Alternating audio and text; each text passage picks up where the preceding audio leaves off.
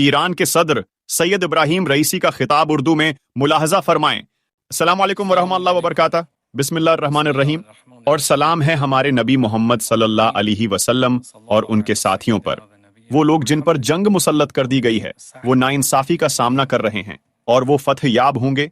गजा पर सलामती हो, फलस्तीन पर सलामती हो, फलस्तीन और लुबनान में मुजाहमत करने वालों पर सलामती हो। आज फिलिस्तीन का वक़ार इस्लाम का वक़ार है, इंसान का वक़ार है। सबसे पहले मैं जनाब सदर OIC के 14th अहम इजलास की मेजबानी के लिए सऊदी अरब हुकूमत का मशकूर हूं और खुशी का इजहार करता हूं। ये इस खास वक्त पर, इस रीजन की तारीख के इस इंतहाई फैसला कन वक्त पर बहुत अहम है। और ये गैर मामूली मीटिंग हमारे लिए अरब इस्लामी दुनिया में इस वक्त अहम मौजू पर बात करने के लिए है, जो फिलिस्तीन का इश्यू है। इंसानी तारीख का वो बदतरीन जुर्म है जिसकी सारी दुनिया की आवाम गवाह है। गजा के हीरोज वहां मौजूद हैं और हमें उस मसले हल करने के लिए फैसला करने की जरूरत है और पूरी इस्लामी दुनिया को एक साथ खड़ा होना होगा। और इस इत्तेहाद के जरिए अल्लाह ताला पर भरोसा करते हुए हम इस मसले को हल कर सकते हैं। हमें पूरी इस्लामी अक़वाम को बचाने के लिए आलमे इस्लाम की सलाहियतों पर भी भरोसा रखने की जरूरत है। इस इत्तेहाद की अहमियत के लिए इस तंजीम को सही और अहम किरदार अदा करना चाहिए। ईरान ये बात समझ चुका है और ईरान ने हमेशा अच्छे पड़ोसी की पॉलिसी अपनाई है और हम आज इस्लामी ममालिक के साथ दोस्ती के लिए पैगंबर इस्लाम सल्लल्लाहु अलैहि वसल्लम की मुस्लिम उम्मा की तरफ से अपने बाजू खोल रहे हैं। हम आज मीटिंग कर रहे हैं ताकि फिलिस्तीनी अवाम की मदद और हमायत करें। फिलिस्तीनी अवाम आज हमारी मदद और हमायत के मोहताज हैं। गजा में जो कुछ हो रहा है और फिलिस्तीनियों के खिलाफ जो कुछ हो रहा है, इससे पैगंबर इस्लाम सल्लल्लाहु अलैहि वसल्लम बिल्कुल खुश नहीं हैं। पैगंबर इस्लाम हजरत मोहम्मद सल्लल्लाहु अलैहि वसल्लम के अहकामात तकमील के इंतजार में हैं और इस्लामी कौमों और इस्लामी रहनुमाओं से बहुत सी तवक्कात हैं। तुम दीन में मेरे भाई हो। आज काम करने का दिन है। आज एक तारीखी दिन है। हमें मस्जिद अक्सा का दिफा करने वाले हीरोज की हमायत करने की जरूरत है। आज का दिन गलत के खिलाफ हक की मदद और हमायत का दिन है। ये सेहूनी हुकूमत वक्त की फिरौन है। ये सेहूनी हुकूमत हर जगह कत्ल व गारत और खूनरेजी के अगराज व मकासद की अलामत है। दुनिया भर में होने वाले मज़ाहिरे हर एक को दिखा रहे हैं कि फलस्तीन की मोहब्बत हर जगह हर तरफ है। आज हमें इस मकसद को हासिल करने की जरूरत है और हमने गजा में गुज़श्ता 5 हफ्तों के दौरान बहुत कुछ देखा है और ये जुल्म व बर्बरीत और इंटरनेशनल कवानीन की खिलाफ वर्जी की अलामत है। गजा के हीरो अब भी मौजूद हैं। गजा के हीरोज हमेशा मौजूद रहेंगे। गजा तकरीबन 20 साल से नाकाबंदी का शिकार है। ये दुनिया की सबसे बड़ी जेल है और गजा के हीरोज अभी तक मुजाहमत कर रहे हैं, अब भी मुकाबला कर रहे हैं, बावजूद उसके कि वो पूरी तरह से लेस नहीं हैं, वेल इक्विप्ड नहीं हैं। अल्लाह उनकी मदद करेगा, अल्लाह उनकी मदद करेगा क्योंकि वो सब्र वाले हैं। सिहोनी हुकूमत ने इंटरनेशनल कवानीन के तमाम उसूलों की खिलाफ वर्जी की है। सिहोनी हुकूमत ने पूरी गजा की पट्टी पर मुकम्मल हमला किया है, बमबारी और गोलाबारी की है और वक्फे वक्फे से निशाना बनाया है।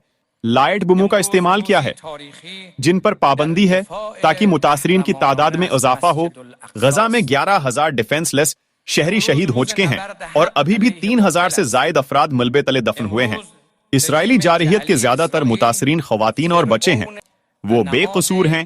खवातीन, बच्चों और आम शहरियों पर बमबारी, एम्बुलेंसेज, मेडिकल टीम्स, कॉरेस्पॉन्डेंट्स, सहाफियों, अस्पतालों पर बमबारी सब मुजरमाना वहशियाना जराइम हैं और ये ज़ीदी सहीनी हुकूमत के मुसल्लत करदा बरोकीड की वजह से हर जगह वबाई अमराज और बीमारियां फैल रही हैं।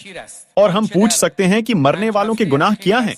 इन बेगुनाहों के क्या गुनाह हैं जिनको मारा गया और शिकार किया गया? हमसे एक दिन पूछा जाएगा कि बच्चों का क्या जुर्म था, गुनाह क्या था? गजा की कहानी वकार और जिल्लत के दरमियान कशमकश की कहानी है। हमें फैसला करना होगा कि हम किस जानब हैं और किसको सपोर्ट कर रहे हैं। वो दुश्मन हैं और ऐसे दुश्मन हैं जो सफाक हैं और वो नई नस्लों को तबाह करने के दर पे हैं। ईरान के सदर ने खिताब करते हुए मजीद कहा, इस्लामी ममालिक के कायद सुन ले कि अमेरिका ही है जो ये हुक्म देता है।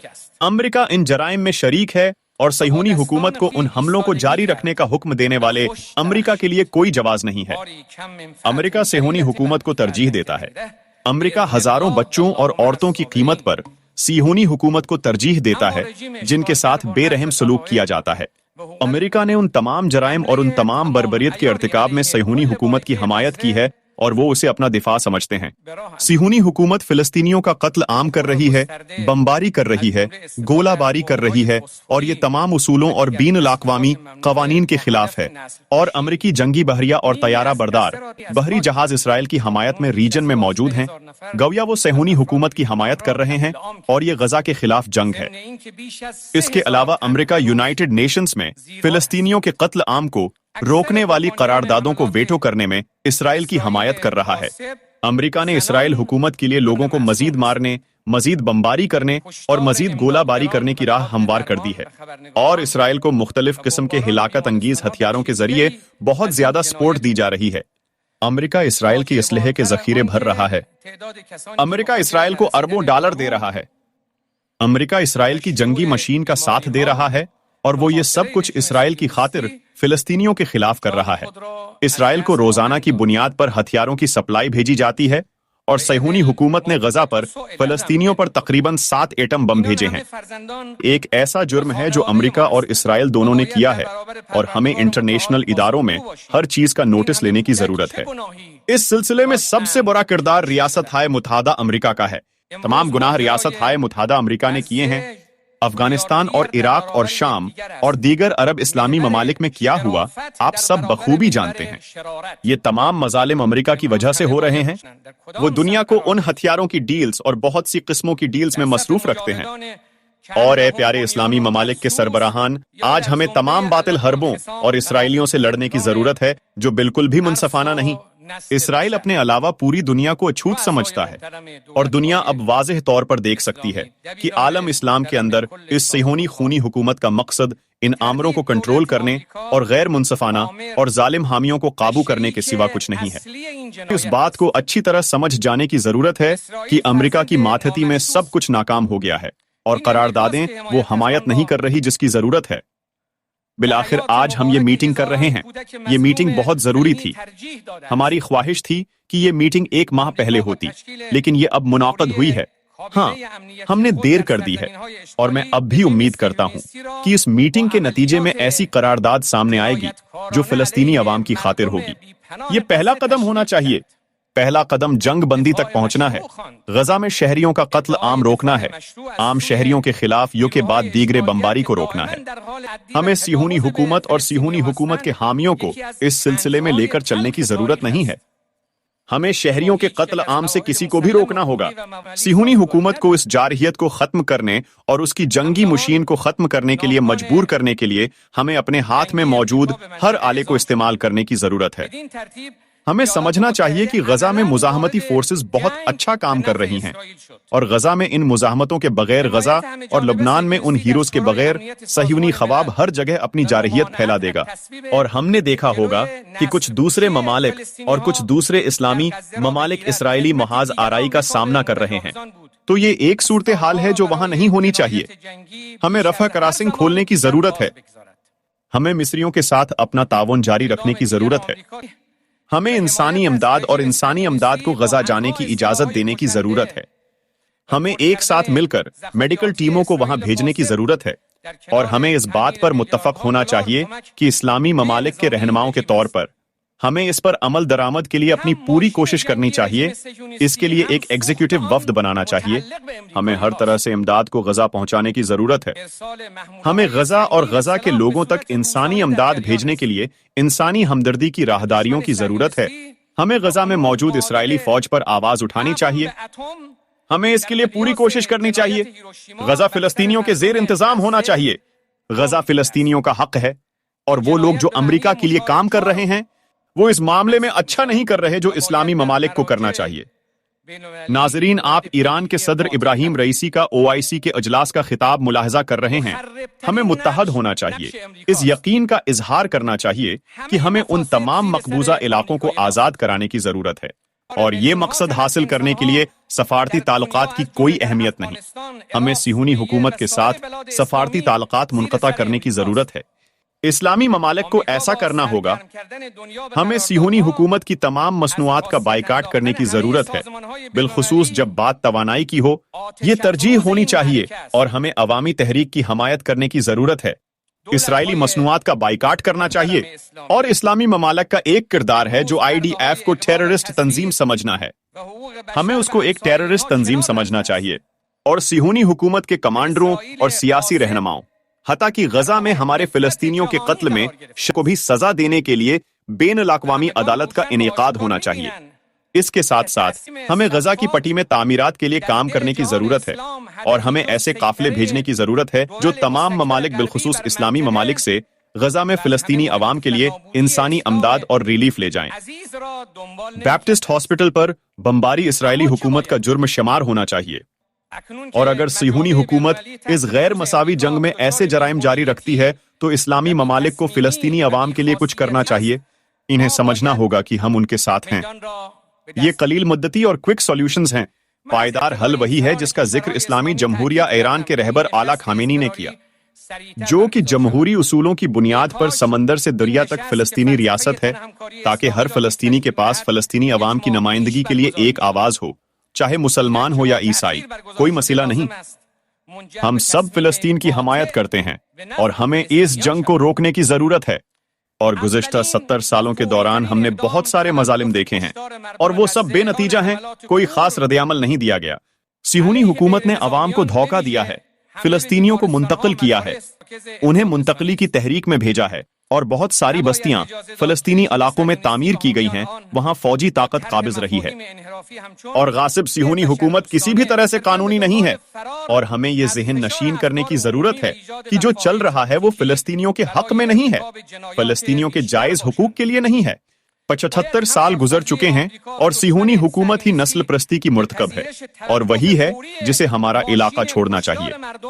اور دوسری طرف ہمیں سختی اور مضبوطی سے سامنا کرنے کی ضرورت ہے، ہمیں مضبوطی سے دفاع کرنے کی ضرورت ہے، ہمیں اپنی مقدس سرزمین کے لیے یہ مقدس دفاع کرنے کی ضرورت ہے۔ ہمیں صہیونی حکومت کے خلاف مزاحمت کرنے کی ضرورت ہے، اور ہمیں مزاحمت کو بڑھانے کی ضرورت ہے۔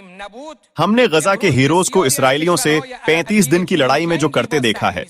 قبضے سے چھٹکارا پانے کے لیے ہمیں مزاحمت کی حمایت کرنے کی ضرورت ہے، اور ہمیں فلسطینی مزاحمتی تحریک حماس کے ہر فرد کے ہاتھ اور پیشانی چومنے کی ضرورت ہے۔ ہمیں ان سے ہاتھ ملانے کی ضرورت ہے۔ غزہ میں فلسطینی عوام کو سلام پیش کرنے کے لیے غزہ میں مزاحمت کو سلام پیش کرنے کی ضرورت ہے، اور مجھے اس بات کی تصدیق کرنے کی ضرورت ہے کہ ایران غزہ میں مزاحمت کو تسلیم کرتا ہے، اور غزہ سے فلسطینی عوام کی منتقلی اور نقل مکانی کی مذمت کرتا ہے۔ یہ فلسطینیوں کے خلاف جنگی جرم ہے۔ یہ مقدس مقامات بہت اہم ہیں، اور ہم نے گزشتہ برسوں میں ان کی اہمیت پر زور دیا ہے، اور میں ان تمام ممالک سے یہی چاہتا ہوں جنہوں نے غزہ کی حمایت کی۔ میں ہر اس ملک کا شکریہ ادا کرنا چاہوں گا جس نے غزہ کی حمایت کی اور آج قبضے کے جرائم کی مذمت کی۔ اسرائیل کے جرائم ہر ایک کے لیے خواب غفلت سے جاگ جانے کا الارم ہے۔ ہمیں ہمیشہ غزہ میں فلسطینیوں کا ساتھ دینے کی ضرورت ہے، اور ساتھ ہی ہمیں یہ جاننا بھی چاہیے کہ دنیا میں اسرائیلی واحد ہستی ہے جو انسانی جان کا خیال نہیں رکھتی، جو انسانی وجود کا خیال نہیں رکھتی، اور سب انٹرنیشنل اداروں کو اس بات کو ذہن میں رکھنا چاہیے۔ تمام جرائم کا ارتکاب ہو چکا ہے، اور دنیا گواہ ہے اور دیکھ رہی ہے، اور اسرائیلی مزید فلسطینیوں کو قتل کرنے کی دھمکیاں دے رہے ہیں۔ یہی نہیں بلکہ اپنے ایٹامک ہتھیاروں کو فلسطینیوں کے خلاف استعمال کرنے کی دھمکیاں دے رہے ہیں۔ ہمیں فلسطینیوں کی مزاحمت کی حمایت اور ان کو سلام پیش کرنے کی ضرورت ہے، جنہوں نے فلسطینی کاز کی خاطر 75 سال کے قبضے اور تسلط میں بہت زیادہ کامیابیاں حاصل کی ہیں، اور وہ لوگ جو برسوں سے اسرائیل کی حمایت کر رہے ہیں، انہیں سمجھ لینا چاہیے کہ عوام، مسلم لوگ اسے شرمناک سمجھتے ہیں۔ انہوں نے غزہ میں ہر جگہ بھائیوں اور بہنوں کا خون دیکھا ہے۔ انہوں نے دیکھا ہے کہ دوسرے ممالک کی حمایت اور مالی امداد وہ ایندھن ہے جو بے گناہوں کے قتل عام کا سبب بنے گا، اور سب کو سمجھنا چاہیے کہ اللہ تعالیٰ کا امتحان ہمیشہ رہے گا۔ اور اگر یہ اجلاس، اسلامی اقوام کا اجلاس، اگر اس نے فلسطینیوں کو مایوس کیا، اور اگر یہ فلسطین کے دفاع کے لیے مضبوط قرارداد کے ساتھ ختم نہیں ہوا، تو یہ کبھی فراموش نہیں کیا جائے گا۔ آخر میں غزہ کے بچوں، غزہ کے شہداء کا تھینکس کرنا چاہوں گا۔ غزہ کے شہداء پر سلامتی ہو، غزہ کے بچوں پر سلامتی ہو، سلامتی ہو غزہ میں قرآن پاک کی تلاوت کرنے والوں پر، سلامتی ہو ان پر جو اپنی سرزمین کا دفاع کر رہے ہیں، سلامتی ہو ان بچوں پر جو غزہ میں ہونے والی وحشت سے لرز رہے ہیں۔ اور آپ کی موجودگی، آپ کی میٹنگ کے ذریعے ہم غزہ کے لوگوں کو بتانا چاہتے ہیں کہ دنیا کی جدید ترین فوجیں اور ہتھیار آپ سے کبھی نفرت نہیں کریں گے۔ آپ پر سلامتی ہو۔ آپ نے اپنے جسموں سے، اپنے ہاتھوں سے صہیونی حکومت کی بربریت کو شکست دی ہے۔ چہروں کے ساتھ، دمکتے چہروں کے ساتھ، خون کے نشانات کے ساتھ، آپ کے جسم کے حصوں کے ساتھ، ان لوگوں کے ساتھ جو ملبے کے نیچے دب گئے ہیں، آپ کی ساری آہو بکا اور ہم سب کی پکار ہے، ہم آپ کے ساتھ ہیں۔ مزاحمت غزہ کے معصوم لوگوں کے لیے ہے۔ آپ مزاحمت کے ہیرو ہیں۔ ہم آپ کو کبھی مایوس نہیں ہونے دیں گے، ہم آپ کو کبھی نا امید نہیں ہونے دیں گے۔ آخرکار فتح فلسطین کی ہوگی۔ ان کا خیال ہے کہ اس میں کافی وقت لگے گا، لیکن ہم یہ ہاتھوں ہاتھ دیکھ سکتے ہیں اور آپ سب پر سلامتی ہو۔